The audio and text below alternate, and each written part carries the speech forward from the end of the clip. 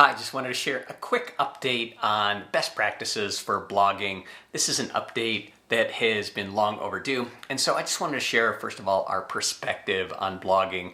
And this is the number one question we get is what keywords should we be including in our content?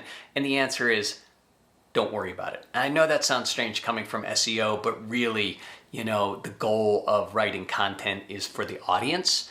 And that's in alignment with Google's algorithm, right? Google wants you to write the best content possible that serves your audience. And thinking about keywords is really counterproductive to that whole process and can end up, creating some less than great content.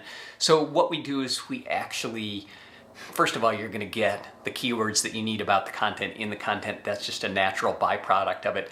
And then as we optimize it, you're going to have us maybe gently insert some, keyword phrases, things that make sense to help elevate it. But we just don't want the writer to think about keywords going into it. The second question we get is length, right? How long shall my blog be?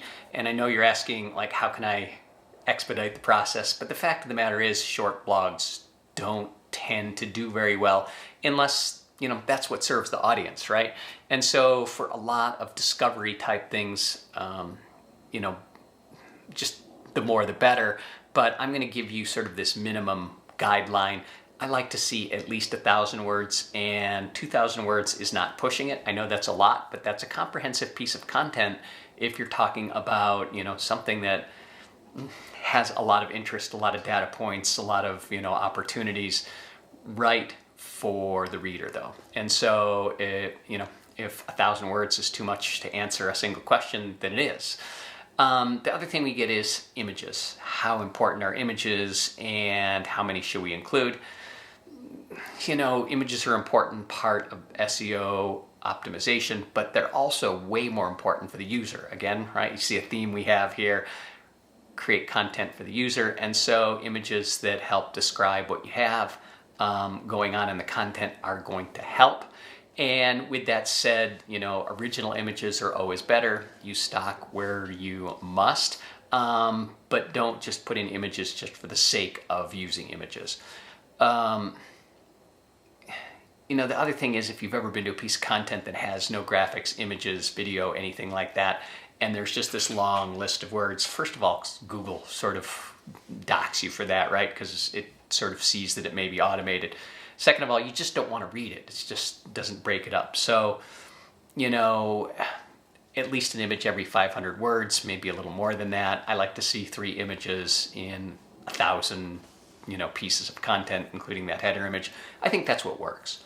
The next thing we get a lot of questions around is AI. Should I use AI to write my content?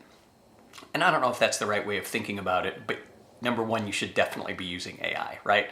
And AI is great when you need to pull out a long list of facts. It may just be a starting point. It may not be the complete article.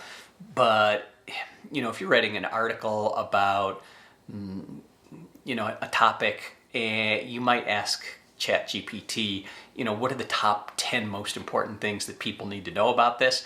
And that gives you a great starting point. A good example is this article right here, right? I started with AI and now we're adding our personalization into it. And then the last thing is best practices. And for us, best practices means once you produce a piece of content, get it mounted on the website, in the blog or blog page, preferably leave it in draft form. And that way we can optimize it and then release it or have you release it, whatever is best for your team. But that way we get all the optimization up front. We can always go back and optimize something, right? It's just that takes a little bit more time and we don't get that instant traction and we don't know, where our starting position is. So that's really it. Go ahead, download the checklist of, strategy, tactic, and best practices here. And if you have any questions, as always, we're around to help you out. All right, talk to you soon.